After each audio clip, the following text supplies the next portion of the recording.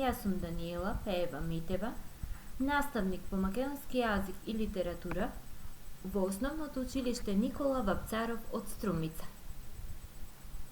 Денес ќе се запознаеме со стилската фигура епитет и како полесно да ги препознавате овие стилски изразни средства во книжевниот текст.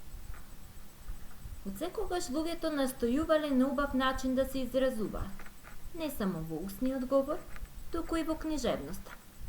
За да се постигне убаво украсен говор и литературата да биде убав начин на пишување, книжевниците почнале со употреба на стилски фигури. Изразните средства, со чија помош се постигнува поголема сликовитост, емоционалност, музикалност во изразувањето, се викаат стилски изразни средства, уште се познати како стилски фигури или тропи. Тој поетски јазик во книжевноста се разликува од секојдневниот разговорен јазик. За да разбереме едно уметничко дело, мора да ги знаеме стилските фигури и на тој начин да го одредиме квалитетот на литературното дело. Стилските средства се нераскинлив дел од целината на литературната творба и служат на содржината на формата. Литературната творба без нив губи дел од својата убавина и вредност. Во современата литература, стилските изразни средства наоѓаат широка примена. Изразните средства на литературните творби им даваат посебна убавина, вредност и значење. Усвојувањето на стилските изразни средства е неопходно за разбирањето и доживувањето на литературните творби. Оттука, нивното изучување не е цел сама за себе, туку е услов да се сватат, доживеат и усвојат уметничките литературни творби. Тие поими, драги ученици, треба да ви овозможат без поголеми тешкоти да навлезете во литературата, да се оспособите за незиното разбирање и доживување, да ја засакате литературата и да ги изразувате своите индивидуални творечки способности. Епитетот е стилско изразно средство, збор кој стои до друг збор, најчесто до именка и открива некаква негова особина. Представено ви е сонце кое може да биде жолто, светло, убаво, сјајно, топло, големо, утринско, јасно, блескаво, пладнено. Со овие зборови е дадена некаква особина на сонцето.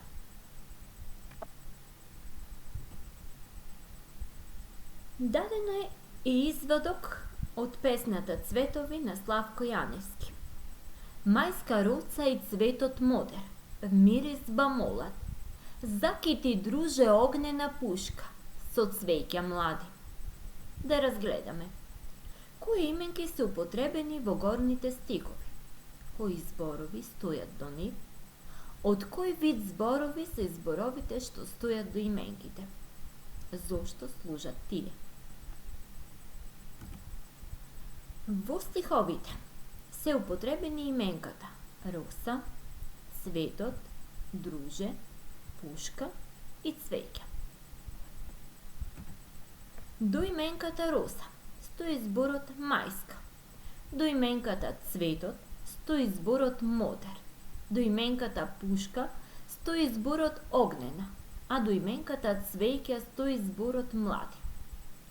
Употребените зборови мајска, модер, огнена и млади се придавки.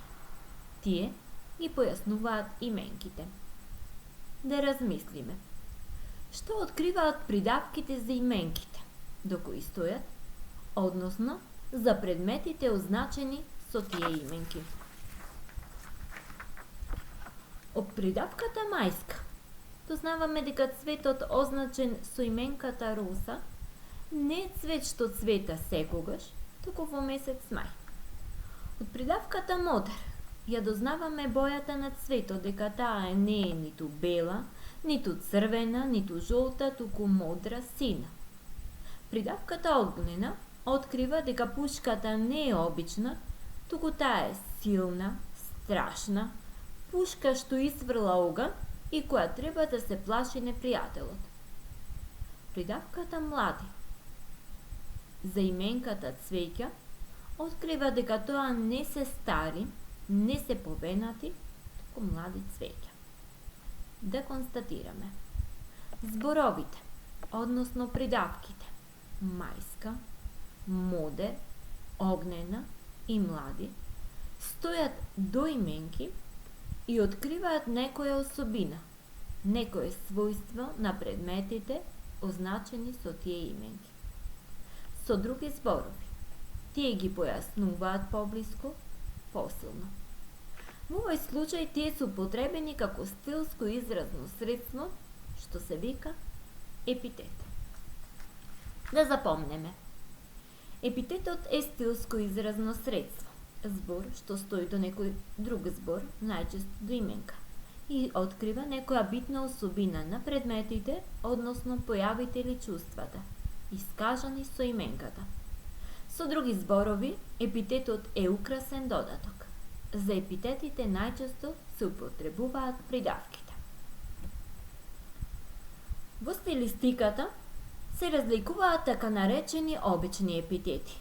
Пример, стара баба, сладок мед, мало бебе, студена вода, старо дрво и така натаму. Епитетот најчесто стои пред именката и има предпознатлива улога, но може да стои и зад именката и има постпозитивна улога.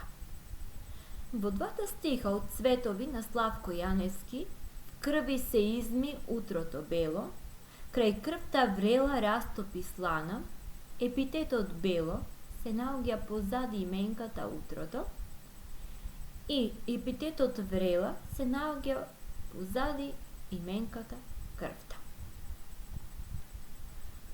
Во вторите два стиха од песната Ленка на Кочорацин загради китки розови и кошула недоткаена, розови се однесува на китки, се наоѓа позади именката, недоткаана се однесува на кошула и исто така се наоѓа позади именката кошула. Во поезијата честопати се јавува и удвоен епитет, односно една именка може да има епитет и пред себе и зад себе. Во стиховите Денови од Кочорацин, како на вратот гердани, ниски камења студени. Именката камења пред себе го има епитетот ниски, позади неа се наоѓа епитетот студени. Во наредните два примери, со сино небо високо, со росни китки алови. Именката небо пред себе го има епитетот сино, позади неа стои епитетот високо. Именката китки пак пред себе го има епитетот росни, позади неа се наоѓа епитетот алови. Честа е појавата една именка да има повеќе епитети. Мили наши сами машки деца, мили наши тенки дари, мили наши тенки пушки. Ова се стихови од народна песна, каде мили наши сами машки се однесува на деца, мили наши тенки се однесува на дарој и мили наши тенки се однесува на пушки.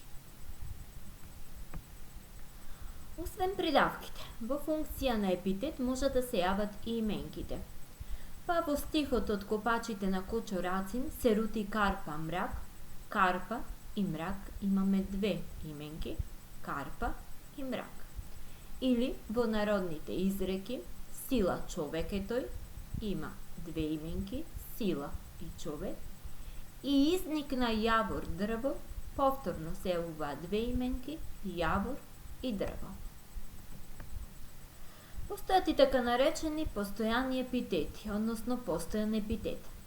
Најчесто се користи во народната литература, се врзува со епските народни песни, секогаш стоја со определени именки и се цврсто сраснати со нив. Служат како постојан украс на именките.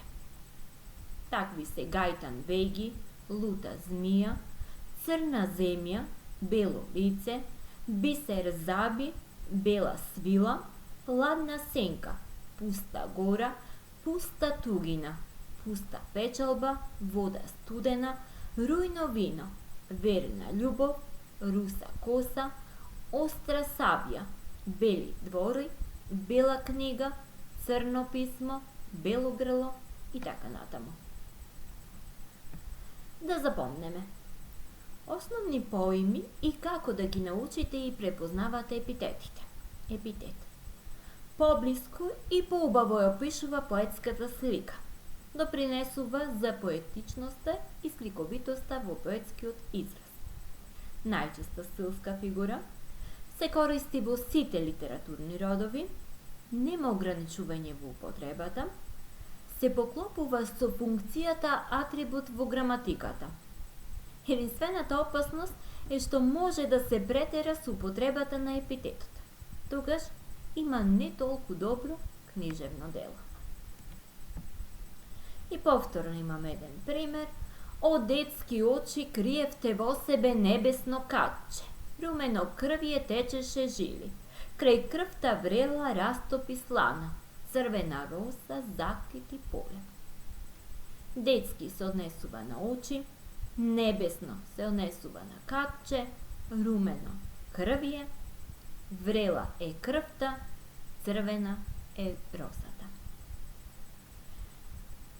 Да се подсетиме дека епитетот е стилска фигура и изразно средство кој стои пред именката, а може и по именката.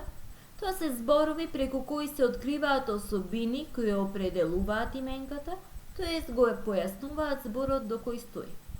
Епитетите се придавки, а можат да бидат и именки. Пример во народната поезија Пупка трендафил, Пупка именка и трендафил исто така именка. Задача за вас. Лекцијата стилска фигура епитет се наоѓа во вашите учебници по македонски јазик на страна 105 до 107. Секој ученик од учебникот нека ги прочита песните Шупелка од Константин Миладинов и Жнала Мара жолто просо, народна песна.